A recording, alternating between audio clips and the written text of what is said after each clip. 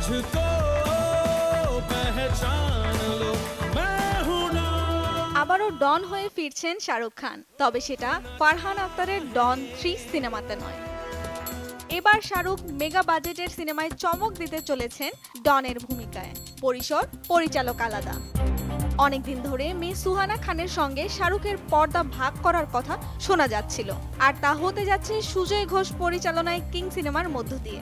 শাহরুখের স্ত্রী গৌরী খান ও সিদ্ধার্থ আনন্দ প্রযোজনার দায়িত্বে থাকবেন। পুরোপুরি অ্যাকশন থ্রিলার সিনেমা হতে যাচ্ছে কিং। ভারতীয় সংবাদ মাধ্যম আনন্দবাজার ও জি24 ঘন্টা জানায় 200 কোটি টাকার বাজেটে নির্মিত হচ্ছে ছবিটি। আন্তর্জাতিক মানের মারপিটের দৃশ্য দেখা যাবে এই ছবিতে, তবে পর্দায় তাকে দেখা যাবে লম্বা চুল আর মুখ ভর্তি দাড়িতে, যা দর্শকদের চমকে দেবে। সেপ্টেম্বর মাস থেকেই শুরু হবে শুটিং। বলিউডের বাদশার কথায় দর্শকরা নাকি বর্তমানে ধূসর চরিত্রেই দেখতে পছন্দ করেন তাকে, আর তাই নতুন করে এই চ্যালেঞ্জ নিতে প্রস্তুত বলিউড সুপারস্টার। বাবা মেয়ে এরই মধ্যে প্রস্তুতি শুরু করে দিয়েছেন।